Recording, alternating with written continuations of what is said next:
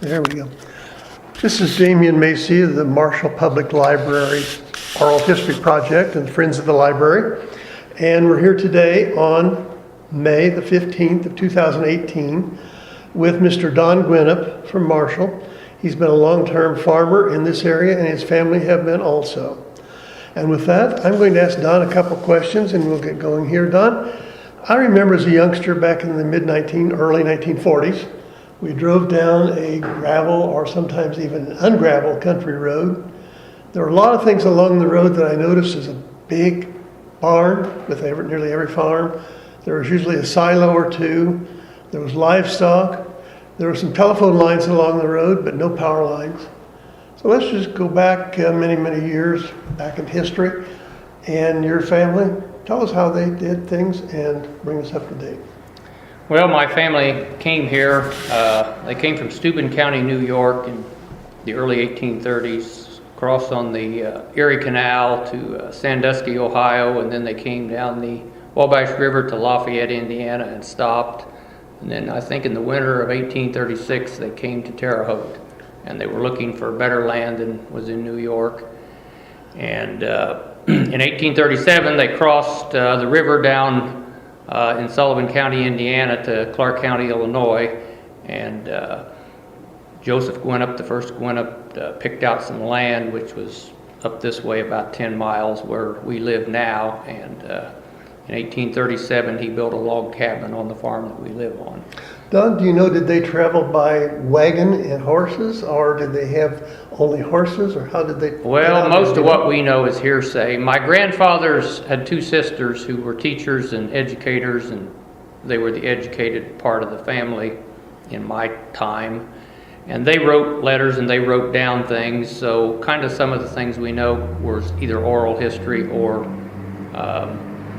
things they put in their letters. But my great aunts were big on talking about how the Guinnips that came, and there were 3 or 4 brothers that came together. There was 12 kids, I think, in the family in Steuben County, New York. And they went on the Erie Canal. That was a big thing. They always told that was consistent in every story. And then the stories varied how they got to Sandusky, Ohio. They either floated on the Lake Erie or they walked along the shore, but they were there 2 or 3 years to get enough money to come. And then I think there was a canal on the Maumee River that hooked up with the Wabash, and they came as far south as Lafayette. And part of them stayed there. And one of the interesting things in our family is that the Guinnip spelling has changed a lot over the years. Guinnip is what it is now. But in Indiana, our cousins spell it with the UP on the end. So the bunch that stayed in Lafayette, somehow it ended up being UP. And then our group came down to Terre Haute in 1836, and they came over here and homesteaded the land. The item I brought there is a copy of the deed to one of the farms that we have. The land office for this area was in Palestine, Illinois, and all the land was public land, so if you wanted to buy a farm or land, you had to go to Palestine. So they went to Palestine, which is in Crawford County, and that deed is for one of the 40s that's south of my house, and it's signed by President Polk, or at least his name's on it, written by somebody in 1840. And they've got 3 or 4 other 40s that they bought that we have the land grants and the president's signature. One of them's Buchanan, and I'm not sure if it's Andrew Jackson. But anyhow, that's kind of how they got there. The name is all over the board.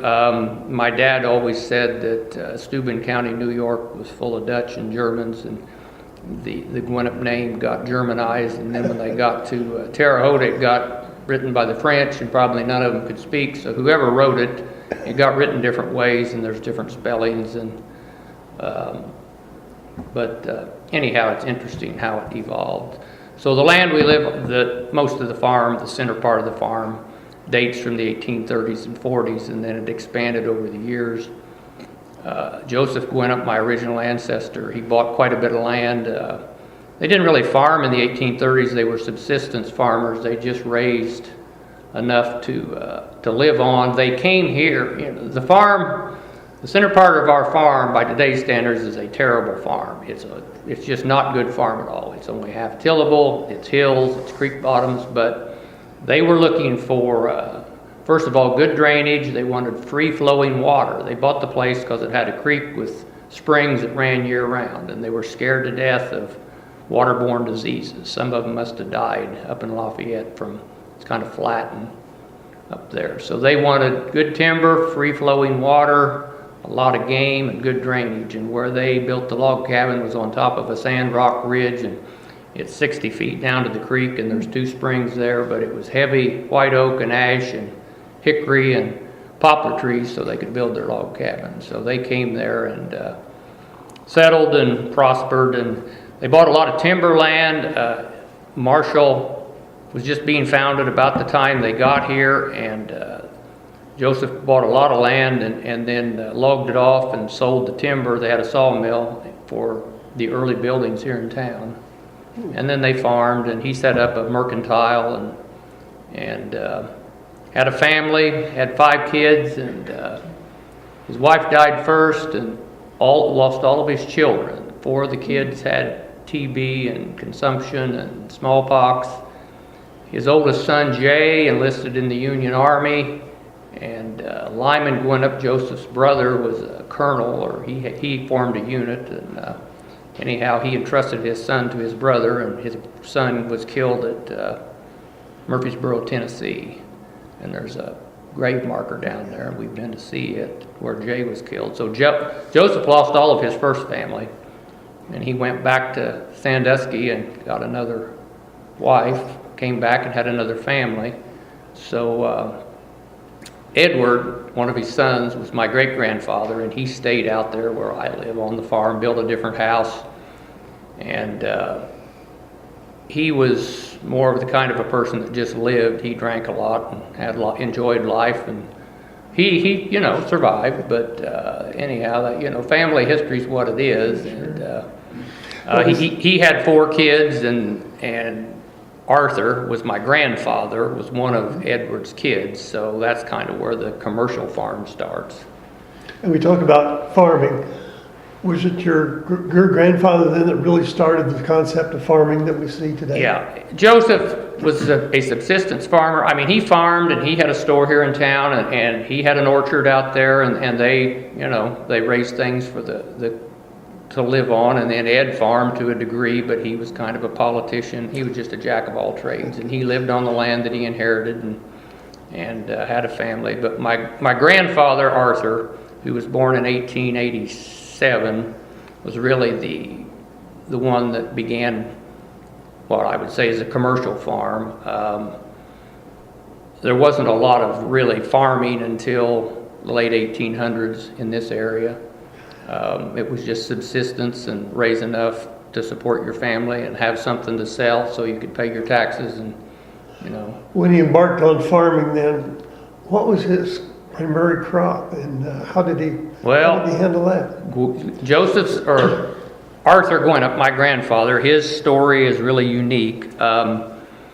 He was raised there, and he married Mattie Shonk was my grandmother, and he married her in 1910, and she had come from the Dawson Prairie to teach school. We lived in the Rabbit Ridge School District, and that whole area out there is known as Rabbit Ridge, and Joseph Guinnip, the log cabin he built became the first Rabbit Ridge school, and he gave that acre to the school district. And in those days, the country school teachers stayed with some family in the neighborhood and taught and then worked. And Mattie, my grandmother, met Grandpa. She stayed there in the summertime, and the women worked in the fields just like the men did, and they were loading. In those days, they raised a lot of wheat and oats, and they would shock them with a binder, and then they would load the shocks on a wagon and take them to the thrashing machine. And Grandma was assigned to the same wagon that Grandpa was in the neighborhood thrashing, and that's how they met. And anyhow, they got married in 1910, and they bought Uncle Jim Guinnip's part of the Joseph Guinnip estate and moved exactly where I live. In the front of the house I live in, that Jim Guinnip had built in the 1880s, and that's where Grandpa and Grandma moved in. But what determined their path in life was, in 1911, a year after they were married, they used to get together in the wintertime, the neighbors, and they would buzz wood. They would cut trees and then cut it up for firewood and put it in cords and ricks, and everybody got their share. Well, they had a little steam engine, the neighborhood did, south of Rabbit Ridge in the hills down there, and they had a big buzz saw.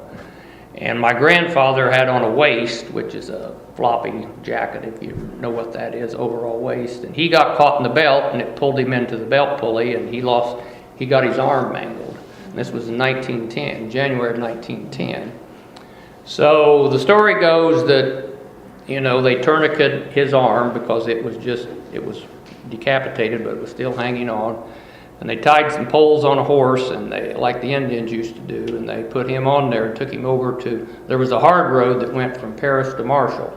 And they took him, which was 4 miles, on this horse to Route 1, and after a couple hours, a car came along. There weren't very many cars in those days, and they took him to Paris Hospital. And long story short, he lost his arm. And in 1910, to be a farmer with one arm was pretty tough. Nowadays you'd be disabled and they'd put you on a program, but in those days you had to figure out how to make it on your own. So they had to figure out how a one-armed farmer could make a living in 1910. So what they did, Grandma went back to teaching and made a little money, and they got enough money to buy a dozen Jersey cows. Jersey cows are milk cows, and they're small cows. Holsteins are big black and whites, and the Jerseys are about half that size. And they decided they'd go in the dairy business because Grandpa could handle small cows, handle milk. That's something he could do, and Grandma could do part of the work that needed 2 arms, and they hired someone. And so anyhow, they got in the dairy business in the early 1910s and got 20 or 30 Jersey cows, which was a lot, but that was their primary living. And they farmed enough. They needed hay and corn for silage and some of the other things, but they had about 160 acres at that time and farmed most of it. And they had a milk route here in town, and in those days, the milk came directly from farms, and farmers brought it in, and some of them had milk routes, so they started bottling milk, and that's why I brought this. There's some pictures that she has of the dairy that were taken, but they weren't the typical farmer at the time because they couldn't compete just raising crops and livestock. They had to get into something Grandpa could do. So they started bottling milk, and the economy was always up and down, but they did all right with the dairy, and Jersey cows give a high butterfat milk, and butterfat was in big demand in those days. Jersey milk's 5% butterfat, Holstein milk's only 3%. So there was a demand for butter, high butterfat milk, so people could make cream and cheese and all the things that go with it that people used in the 19s and the 20s. So they got in the dairy business, they bottled milk. They had a lot of trouble like the rest of them. Grandma lost, because she worked in the fields and in the barn, she had a hard time having children, but the first son died in 1915 or 16, and he just kind of starved to death. I don't know what was wrong with him. They had another son, Fenton Eugene, was 2 years old, and he died in the flu epidemic of 1918. At the end of World War I, they had a flu epidemic that was worldwide, and so anyhow, they had this little baby boy, and he died, and they'd about given up on having children, but my dad eventually did come along, so they did have one. But they were in the dairy business a long time. They bottled milk. From the farm standpoint, farm economics, even when it was subsistence farming, was always a roller coaster. It was up and down, and sharply higher and sharply lower.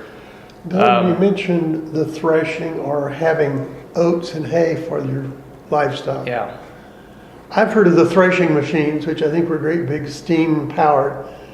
Can you tell us a little bit about? Well, before the days of combines, the small grains, which was wheat and oats, were primarily, back when everything was horsepower, we raised a lot of oats, and then wheat was raised for a market crop, but they would raise the small grain, which is wheat or oats or rye or barley, and then they would take a binder, which was a sickled machine with a reel on it and a mechanism to tie a string around so much of it, and then they'd kick it out, and then they would shock the shocks in the field and let the grain dry, and then 6 weeks, 8 weeks later, they would bring threshing machines in.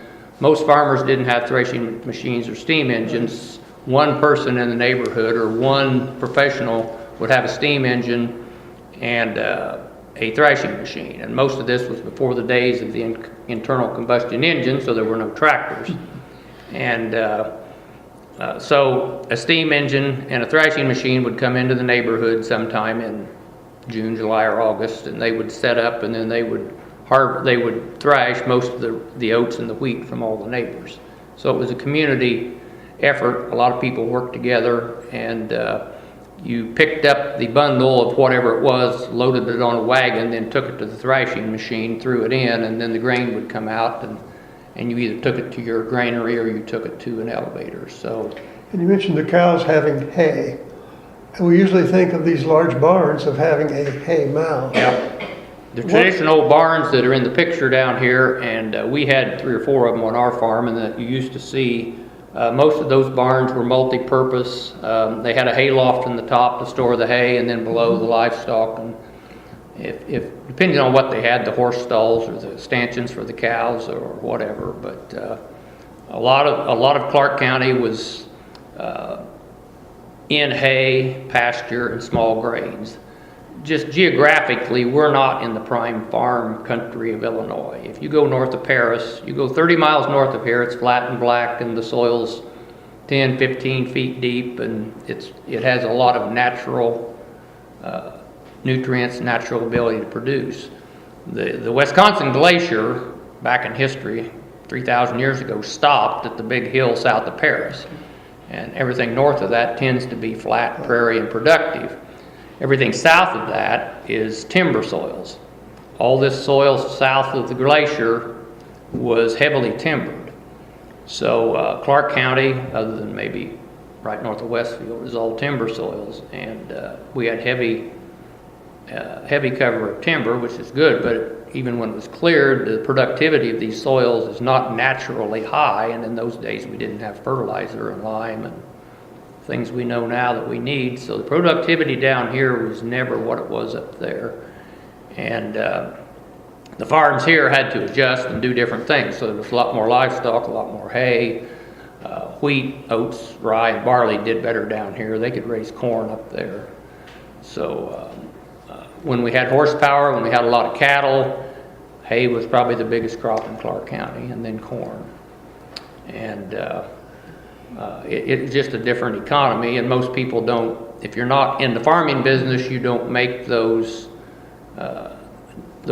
connections. You drive across central Illinois where it's flat and black and you see how it is, and you drive down through here and you don't see that, but the average person doesn't. It just doesn't register about how different it is. And it was a lot more different up till now. I mean, the natural fertility in the soil, since there wasn't any here to start with, when they farmed these soils here, by the time Joseph and Edward Guinnip farmed that ground out there, it was unproductive. There was no productivity left. It would raise grass for pasture. And so really they weren't farming much until the early part of this century. We started to get education and figure out how to make these soils down here productive. And my grandfather learned that you needed rock phosphate, you needed lime. Lime and rock phosphate were the 2 big things that improved the soil, and then a crop rotation. And the University of Illinois, which was a land-grant college, did a lot of research, and even though they are up there and tended to favor up there and still do favor up there, we are part of Illinois, so they did help out down here. But a corn, soybean, wheat, and then clover, which is legume rotation, was the primary farm rotation, at least down here in these counties, and up there to a degree. They tend to raise alfalfa. We can't raise alfalfa here. We tend to raise sweet clover, or red clover and sweet clover.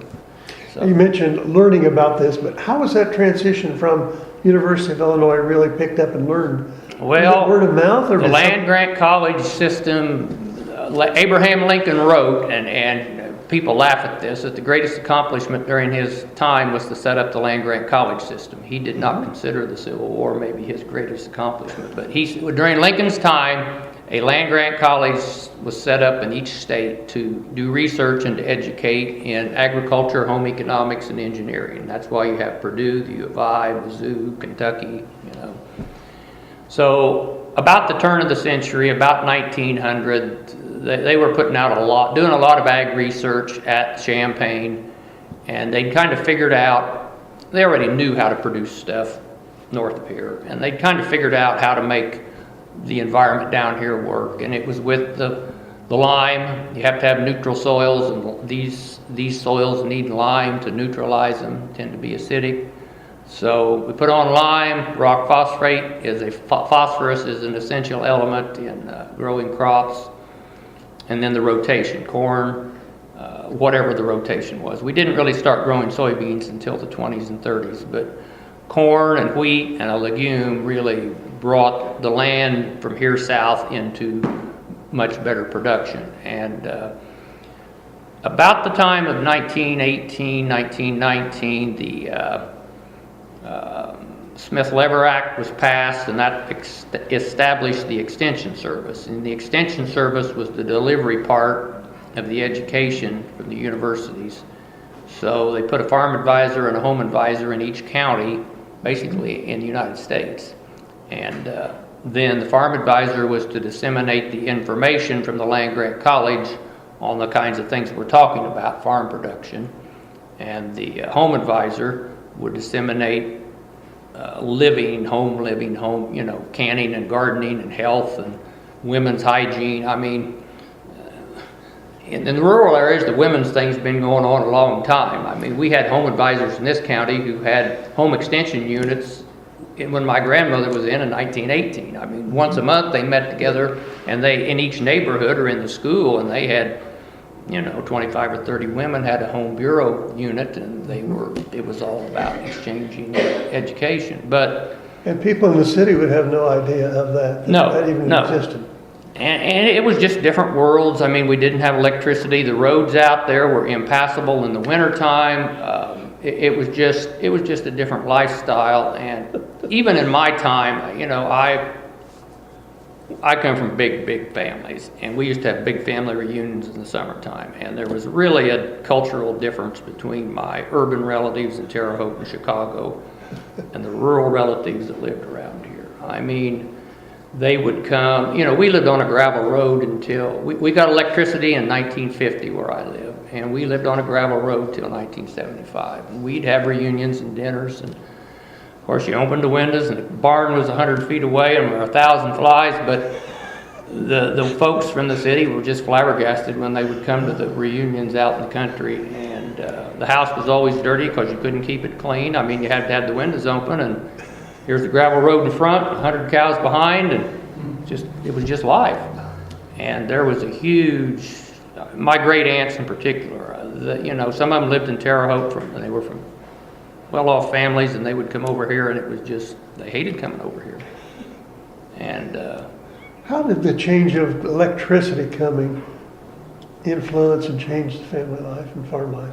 Well, we got electricity in 50. The electricity in the country was all delivered through the rural electric co-ops. The private, you know, the big Commonwealth Edison, all those big companies, they didn't want to go in the country because they couldn't make any money. It was a mile apart, or, you know, they had to build lines, and it was inefficient to distribute electricity in the country. So during the 30s, the Rural Electric Administration was formed, and co-ops, rural co-ops, where everybody owned an equal share, and the co-ops brought rural electricity in. It kind of started in the 30s, and by the mid-50s, about everybody in Clark County had electricity. And there's 3 electric co-ops in Clark County: Norris Electric, which is in Newton, Edgar Electric, which is in Paris, and it's now Interstar, and then Coles Moultrie does Westfield, I think, and they're up that way somewhere, I don't know where. But it was a community effort. Everybody helped. When you wanted an electric line, everybody got together and fixed it. I mean, they'd bring the poles out and lay the wire on the ground, and 100 farmers would get together and dig the holes and put the electric lines up and string the wire. I mean, in those days, if you wanted something done, and this was even in the 50s, you did it yourself. You just didn't hire somebody. But Electricity came to the country. We had milking machines. There's no pictures here, but we had milking machines as early as the 30s, but we had gas motors that were running electrical, centrifugal, Delco machines to create the electricity. We had to run gas motors to create electricity. And we had a milk cooler. It's kind of funny on most farms, and my mom would always get irritated about this, but they would put the electricity and some of the conveniences towards the farm. I mean, we had milk coolers to keep the milk coolers, and we had milking machines to milk with, and to do some other things with when they didn't have any electricity in the house. And when I was a kid, we had a lot of hogs, and it was hot one summer, and we didn't have an air conditioner. We had fans and open windows, and it was really hot, and Dad went to town and bought 2 or 3 air conditioners, and he put them in the barn in the farrowing house. Mom just threw up a fit. Dad said, the sows and pigs and hogs are paying the bills. If we get enough money, you can have one, but keeping the pigs alive and the sows healthy, giving milk is more important than you guys being comfortable. You can go out and lay in the yard. And I remember that discussion. But electricity changed everything. Well, I remember 2 of my farm families, my uncle in Martinsville and one here, they had a refrigerator, but it was gas. And as a youngster, and even today, I can't figure out how a gas flame kept the refrigerator cold. There were those. We just had the old ice boxes. Grandpa, since he delivered milk every morning, and after we quit bottling Kraft, had the cheese plant out here for any of you that remember that. The building's still there. So my grandfather came to town, or at least that far, every day, and he'd get a block of ice. And so we had the old ice boxes in the house. And they were creative in other ways. There's a lot of the wells out there were formed up, and they'd put a lot of stuff down the well to keep it, between meals. Grandma would let things in the well. We had a cistern and wells, and they'd put it down in the cool water. But electricity in general, we got lights and revolutionized a lot of things. The air conditioners and really the easy living probably didn't come till the 70s and 80s in most farm homes. But the rural transition was slow, but it was steady and it was deliberate, and a lot of it was ingenuity and hard work from the people that lived there. But I will say that the government off and on facilitated a lot of this. I mean, government has certain places, and we all argue about what a legitimate place is, but government did the research at the land grant college, and that was published with, back in the 1860s even, and that was disseminated. The Extension Service was public money, and that was education. The Rural Electric, although they didn't pay for it, they organized the co-ops, and that was a product of the Depression. And a lot of the farm products in the Depression, government policies, were good and bad, and some of them failed and some of them are still here. We had huge surpluses in the 30s, farm prices were low. One of the things I'll say that in my family that it seemed like it never went away till the old people died was the Depression. My grandparents were just so tight, they just lived, they could never get over the Depression. My grandmother would still, and this was in the 60s even, she'd take feed sacks and sweet clover sacks and she'd wash them and sew them together. And they could afford better than that then, but they could never they made their own, they just never got over the Depression. They just never did. Even when they had money, they lived so frugal that it was amazing to me. And it wasn't just them, it was most of the rural older people. They seems to be that concept, it may or might happen again. I think they had that. My grandfather, saying too much here, my grandfather the Guinnips were strong Democrats, William Jennings Bryan type folks. But when Franklin Roosevelt came along and they had a pig, this is a true story. My grandmother's family were Shonks and Brossmans and Flinters. They were all from Martinsville. And they all farmed too. Well, there was too much of everything in the 30s, early 30s. And so they had the New Deal. Well, one of the things was controlling production. And there were way too many pigs. So you could get a price guarantee for your pigs if you agreed to limit production. Well, And the Farm Bureau just had their 100th anniversary in this county, and they had a big newspaper article from the Marshall Herald in 1932. You should read this if you really want to know about Clark County history. If you signed up for the guaranteed prices, then you had to cut your production. There were massive, massive killings of pigs in this county, tens and tens of thousands. They dug trenches, they killed them and burned them. And the Marshall Herald wrote out across, of course it was the Republican newspaper, and they were against it. You know, is this right? People are starving in Chicago and East St. Louis, and we're just, you know, we're burning livestock by the hundreds of thousands in southern Illinois. And my grandfather switched politics over that. He just said, this is so wrong. And Uncle Ed and Uncle Joe Shonk got in trouble. I mean, they wouldn't kill their pigs, and it was a mess. And the milk dumping, there was too much of everything. You can read history in the South. I think they burnt 50 million bales of cotton. You know, it was the way they, I'm not, you have to make your own judgment of history, but it's the way they kind of corrected the situation. And around here it caused lots and lots of problems. But I would say 30 or 40% of the farms in Clark County were lost in 3 or 4 years. I was talking about the cyclical part. My dad always said success in farming is on when you're born, not as much as what you know. If you were, my grandfather was born in the 80s, bought his farm in 1910. Things steadily got better from 1910. You had 3 war years there, 16, 17, and 18, where prices went very high for farm products. The 2 years after World War II, they were higher, and we went off the cliff. So Grandpa got in business, got his farm paid for.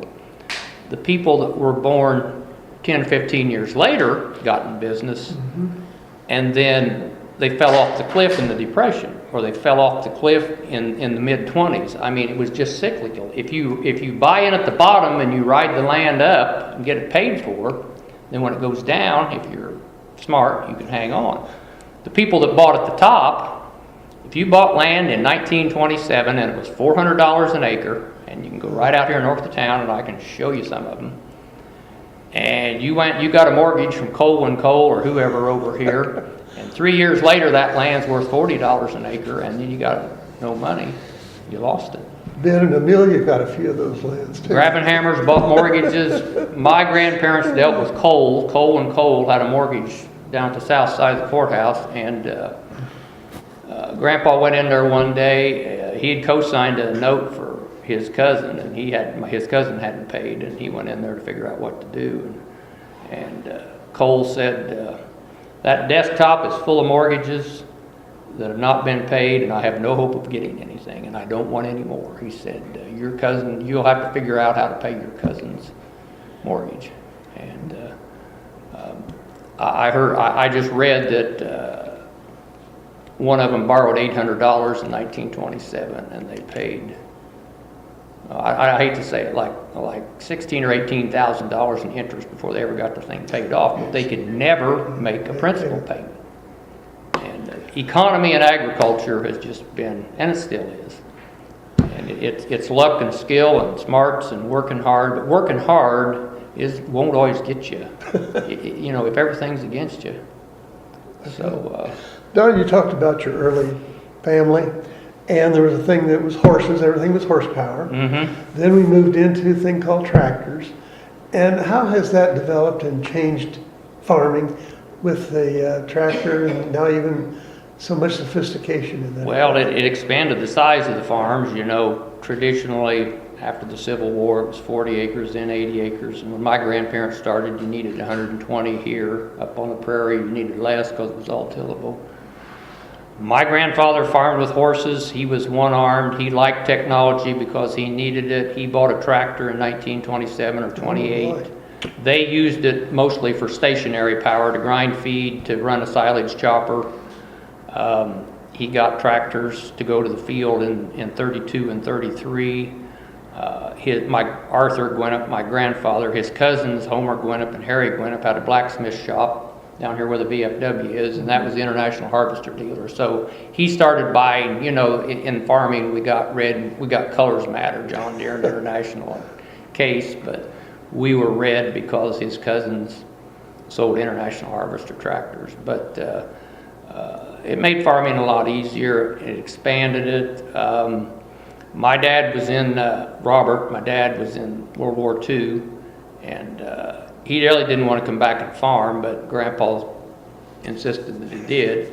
And Dad said, Dad was down in Florida at the Pensacola Naval Air Station. He was a mechanic on aircraft carrier planes. But anyhow, they went down there, and Dad said, okay, I'll farm, but he said, I'm not farming with the damned horses. He said, if you'll agree to mechanize the farm, I'll come back. So after the war, they still had a hard time getting steel to make tractors. But anyhow, Musgrave at Musgrave International Harvester at Gordon Junction, which is the Route 1 or Route 133, they had some tractors. So 1948, Grandpa went down there and he bought an H and an M and a C and all the machinery to go with it.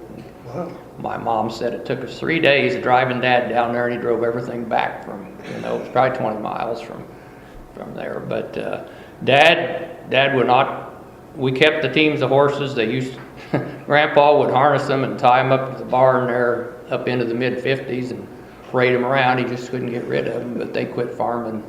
I'd say the last year they had farmed with horses was 48, and then it was all mechanized in Dad's time. And we used to plow, mow-board plow, and then disc, and then harrow and drag it down. And now, in this time, we've got all kinds of tillage tools. We do no-till, mechanized till. We've got all kinds of technology.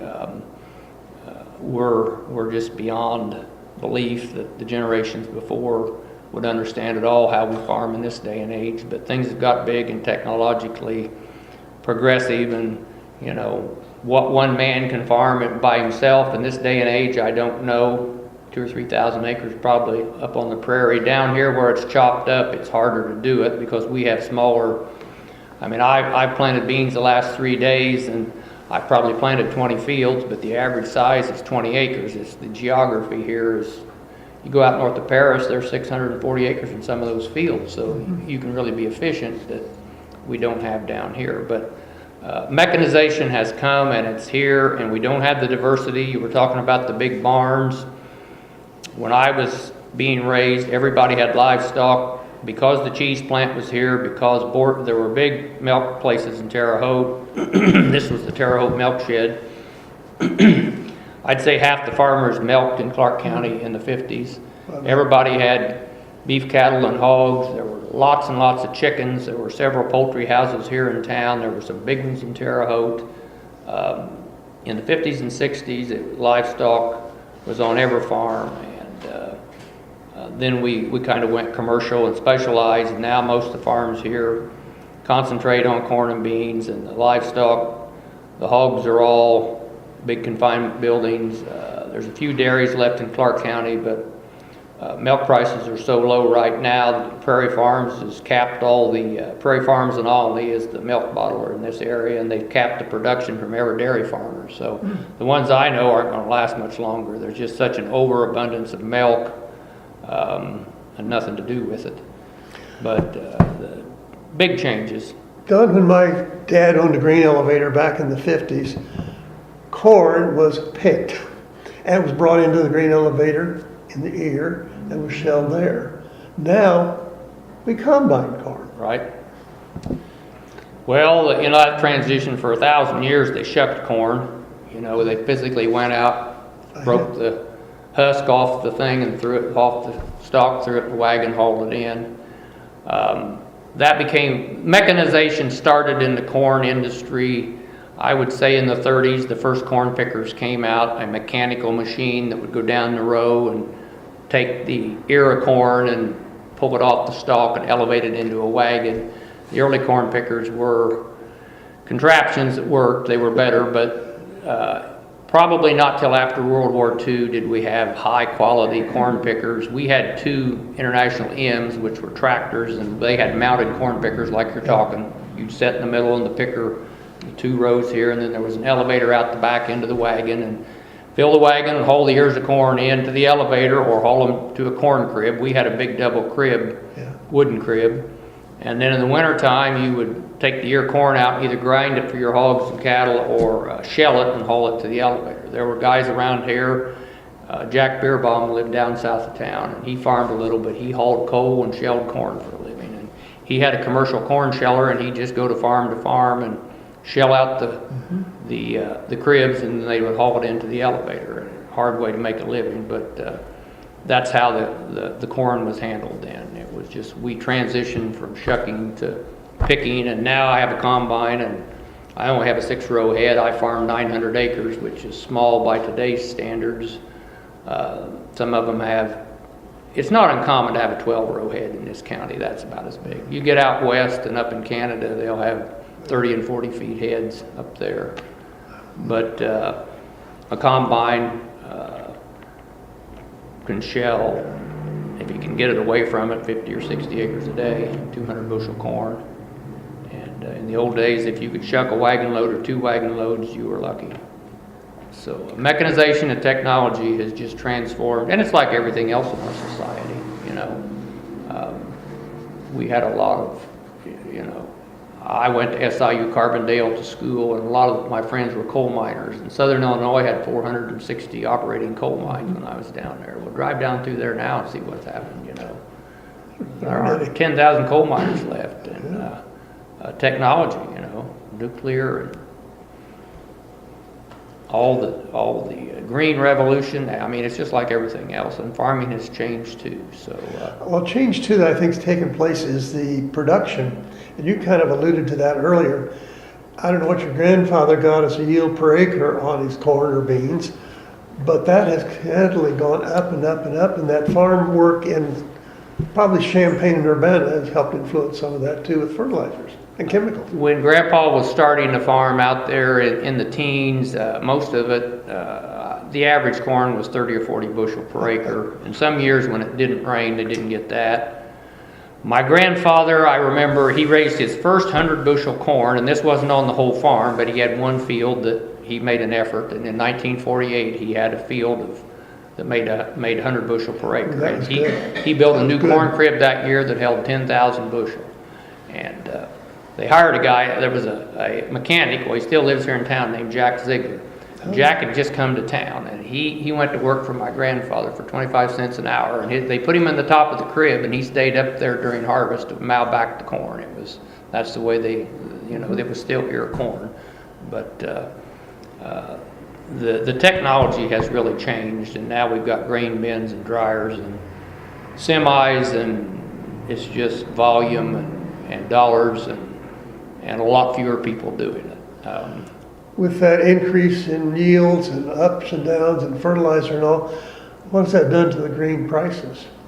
Well, What's the influence been? it's like everything else. If you look back, we had, my grandfather paid off the mortgage on his farm. I was talking about history. My mother's grandfather had a farm out on the barns, and he had a mortgage for like 30 years. And wheat went to $4 a bushel in 1918 because the war was over in Europe. They'd had a crop failure over there. Grandpa Curran paid off the mortgage on his farm that he'd had for 30 years with one wheat crop in 1918. Wow. $4 wheat was a big thing. Pricey. And we've had wheat in 1912, in 2012 here in this part of Illinois and in the Midwest, we had a drought. And we had the highest prices in history. We had $15 beans, we had $7 and $8 corn, we had $8 wheat. So the cyclical part, and then we went back down, and things are kind of at the cost of production now. I was in the hog business for all my productive life, and when I started, hogs were 20 cents a pound, and we made money, and then they gradually went up. In 1999 and 2000, hogs got down to 2 cents, cheaper than they were during the Depression.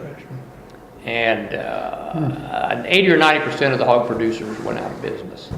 And I told my wife, I said, you know,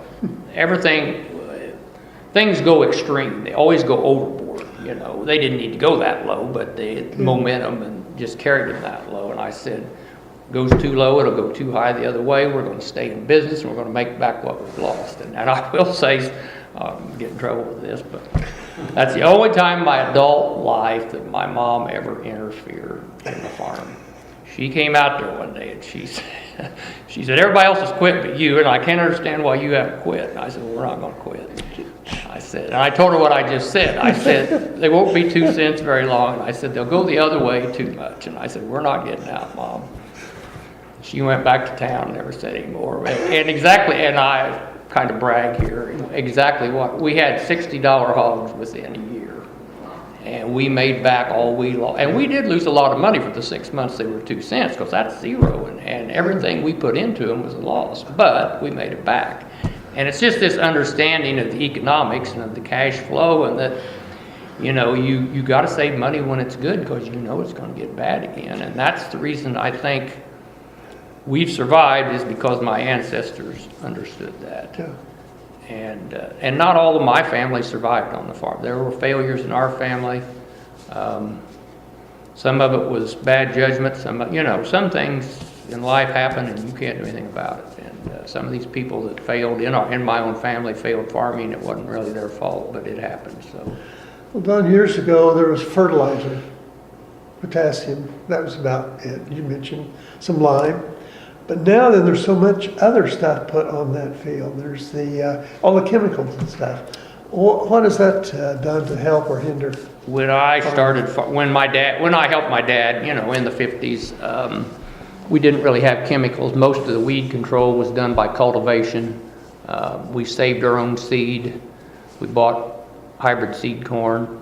In the early 60s, some of the chemical companies came along and started having herbicides and insecticides that were kind of elementary, but they worked to some degree. And so we had some kind of weed control, but most of weed control was still cultivation, and most of the insect control was non-existent. There were some chemicals like DDT and chloridane and some things they developed during World War II that worked on crops, and they used them to some degree. As technology increased, we figured out ways to control weeds, and Roundup was a big one that came along. Monsanto, which is a company in St. Louis that you've all heard of, developed Roundup. That was kind of the miracle weed killer. It would just kill about anything, and the seeds would be bred so they were resistant to that, and that's called a GMO. Some of you probably hear the GMO, non-GMO discussion in ag. What's safe and what's not safe, and what's moral and what's not moral. Well, we have genetically modified organisms is what GMO means, genetically modified organisms. So everything prior to World War II was non-GMO because we didn't genetically modify it. Man didn't. Now, nature has always genetically modified things. Mother Nature is the biggest GMO person in the world, because the survival of the fittest plant. You got 100 plants in your garden and something's wrong. Well, one of them survives and something kills the other 100. So what do? Well, you save the seeds from the one that survived, because some mutation in that plant naturally fought off the insect or the disease, and it survived. So Mother Nature, it's kind of silly, Mother Nature is the biggest producer of genetically modified organisms there ever was. But when mankind tinkers with it, we get upset. So I raise both, and there's a market for both. And in the Midwest, Midwestern people tend to be more practical, in my opinion. I have relatives on both coasts, and the ones in New York just absolutely can't comprehend anything. I mean, they wouldn't. And I have a sister in California that buys $15 milk. She wants organic milk. So if you got the money and you want to do that, that's fine. I don't care. But you can't feed the world economically the way we used to. And so we need this technology. And people have to make choices. Do they want lifestyle, or do they want to eat principle? And my dad said principles are fine, but you can't eat them and you can't pay the mortgage with them. So you can have your principles. The wealthier you are, the more principle you can have. And if you got 5 kids and a mortgage and an iffy job, you're all right with non-GMOs. You're with GMOs because they're cheaper. So it's just philosophy. Well, with those chemicals, Don, we hear so much in the news now. Oh, they're polluting streams, they're polluting waters, they're doing this and they're doing that. The runoff is ruining. Is this hype? Is this for actual? There's some truth to that. With good, it's the world we live in. I mean, when this country was founded, there weren't 1 million people here. Now we've got 300 million and headed for 400 million. The more people you get, the more problems you have. And pollution is, for years we had, in this area, before we learned how to control it because of the topography, we had serious problems with soil conservation. Drive out through the countryside in 1930, there were gullies, but we've learned how to control that. We've got conservation plans. There is pollution, and the GMO thing is one of the things. Do you want to spray everything with 3 chemicals to kill all the bugs? And most of these are edible food crops. This is lettuce and carrots and potatoes. They're the most susceptible to all these insects and diseases. Any of you that have ever raised a garden, you can lose your tomatoes and potatoes overnight from wilt. So do you spray that 3 times till we got a crop, or do you insert a gene in the potato that will make it resistant to wilt? You have a GMO crop, it's resistant, but then you don't have to spray it 3 times. So what do you want? The public can't make up their mind. No, we don't want sprayed. We want healthy potatoes that are cheap. But we don't want the GMO that's got this gene in there, and then we don't have to spray it. So that's the quandary we're in our society. Agriculture doesn't have much of a quandary about it. You're not in business unless you make a profit, so you produce to make a profit, or you're not going to be there. So you figure out what works on my farm and is profitable, and that's what I do.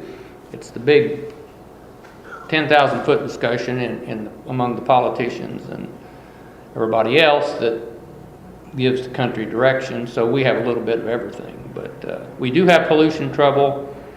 The Wabash River, and agriculture has to take its share of it. I mean, if we don't farm right and we don't use correct practices, we do lose some of these fertilizers, and you don't lose much insecticide because that stuff, most of the herbicides and insecticides, they biodegrade pretty fast, not all of them.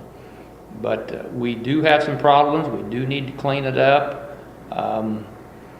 It's everybody's problem, and you can't point a finger at one person, but society has gone the way it's gone, and we are part of it, so it's everybody's responsibility. Farmers have the first responsibility of farming correctly, making good decisions, and most of them know the right thing and the wrong thing. They don't always do the right thing and the wrong thing, sometimes for economics and sometimes for other motives, but...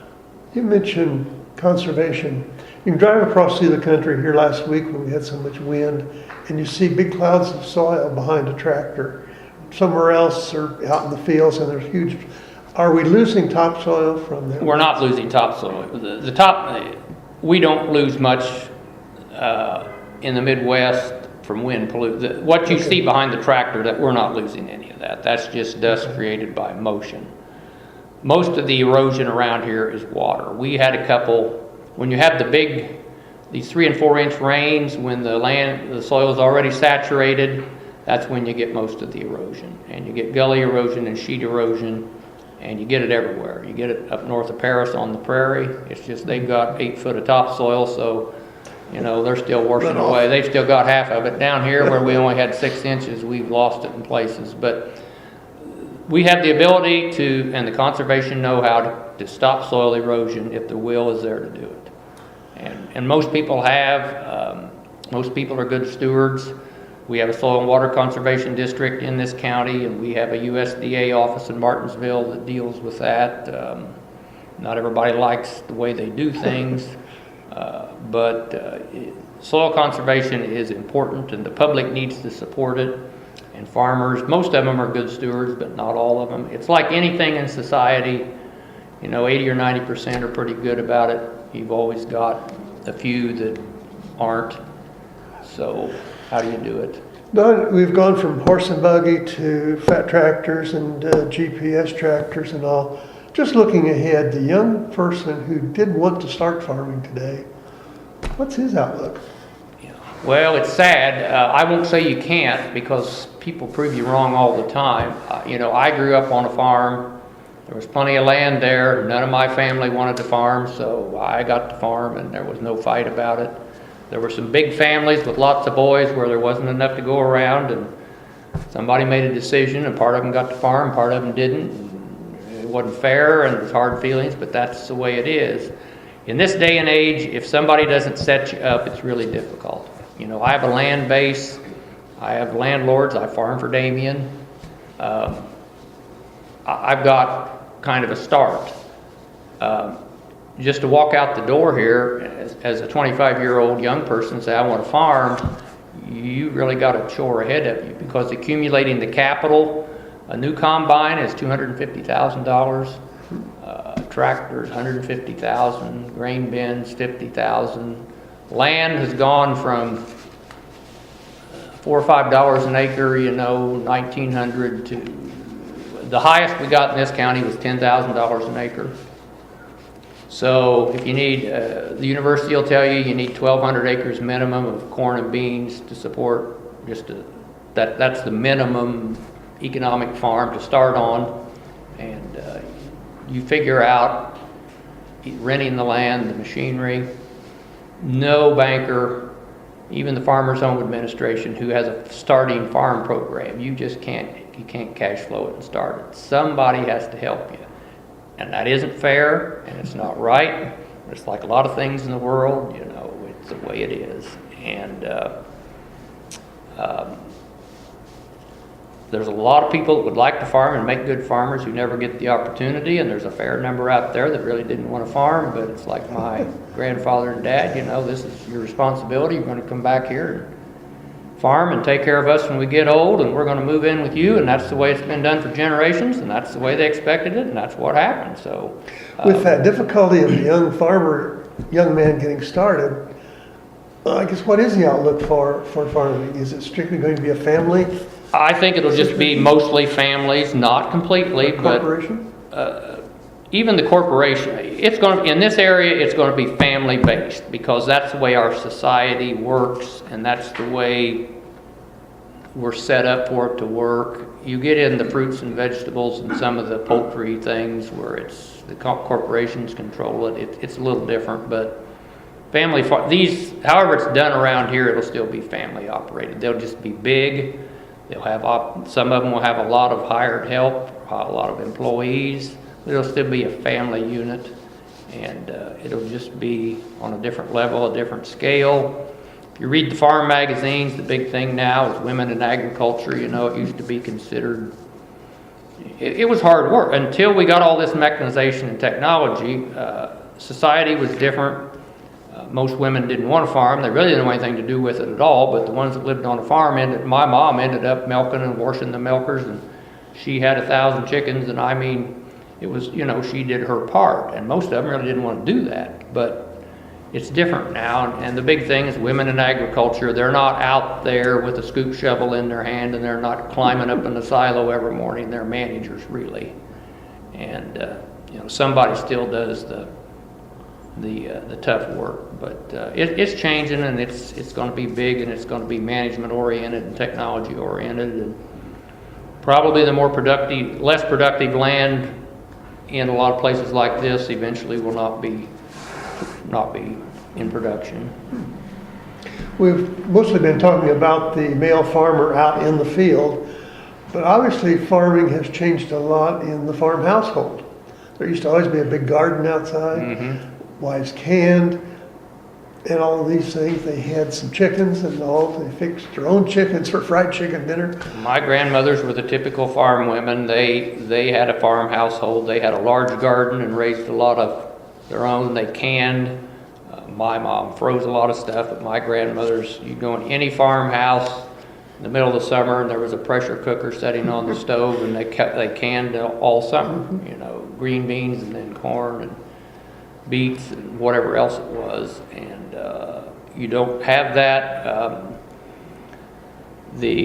A lot of the women in this area would have a chicken flock on the side, and that was one of their economic contribution. There were a lot of egg stations around, and they could have 500 or 1,000 chickens, and with a little help they could take care of those, particularly once their kids got old enough to go to school.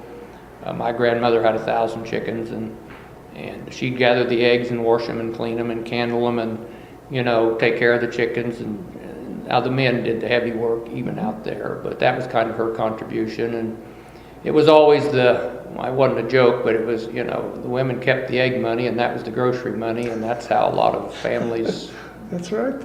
cash flowed.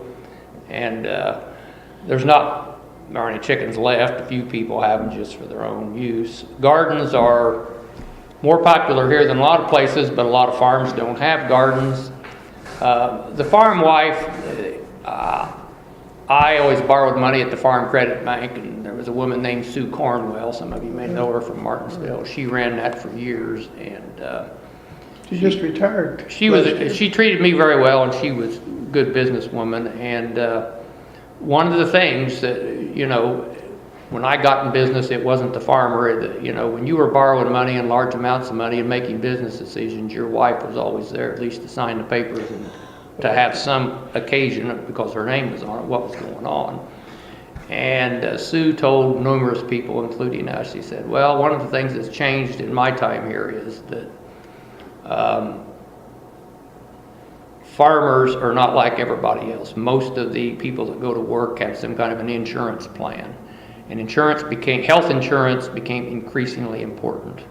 And in the last 20 years, the cost of health insurance, just to go into the store across here and buy it, has become extremely difficult. Well, most farmers were buying health insurance, and if you had 5 kids and a wife, and you're paying a lot of money for health insurance. And I can remember my lender saying, one of the things that's changed in my time is that most of these women that have been home with their kids are going to have to go to work and find a job that's got health insurance, because the farm can't afford to buy the health insurance for the family anymore. And instead of mom staying home raising chickens in a garden and doing that, mom's going to have to go to work and get a job that has health insurance, because that's what's going to keep the farm going. And that really is a business change and an economic change and a social change that has happened. And in my generation, I'm 65 years old, and we sit around and talk to our friends, and the health insurance thing that grabs people almost more than their mortgages anymore. And you hear these stories about how much people are paying, and you all know what it costs to go to the doctor. I don't need to go into this, but that has changed how things are seen on, mom, unless you got a big farm and they're pretty well off, mom doesn't stay at home on the farm anymore. She's got a job because you need the health insurance. It's not about buying groceries, it's about having health insurance. I was going to talk a little bit about insurance, especially when you talked about the Depression. There wasn't such a thing as crop insurance way back. No, and I'm not sure exactly when that began. Crop insurance started in the 50s, primarily started out west in the wheat. Some of the crops are more in the Midwest, in the corn, soybean area. We tend to always have something. In some of the areas like Kansas, it's feast or famine. You can lose your whole crop and not have anything. We were pretty diversified. If we'd lose one crop, we'd have 2 or 3 others, and we always had some livestock. So crop insurance didn't catch on here probably until, I'd say the 50s and 60s. There were government supply programs and government management programs, and that crop insurance became a prerequisite for participating in those. It wasn't you had to be in the program, they were voluntary. But if you wanted a guaranteed price, you had to agree to these other things, and one of them was you would take crop insurance, and then if you did have a disaster, you could get out of it yourself instead of wanting a disaster payment. So crop insurance is kind of a self-funded disaster payment, and for a long time, particularly with the younger farm, the banks forced the younger families to have it. I don't have to buy it, but I take crop insurance because I think it's a good business risk. And to put out an acre of corn in this county right now is $400 an acre. You got 1,000 acres of corn, you can figure out how much you're ponying up for that. Soybeans is about half of that. Wheat is about 2/3 of that. So if you're farming 1,000 or 1,200 acres, you need a lot of cash, and most people don't have that. So they're going to a lender to buy it. The lender, the bank, Farm Credit's saying,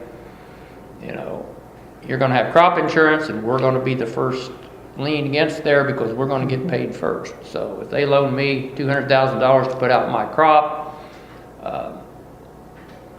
the bank's gonna get their name on the crop insurance, and if there's a failure and there's no crop to take, then they're gonna take the insurance money. That's the way it works.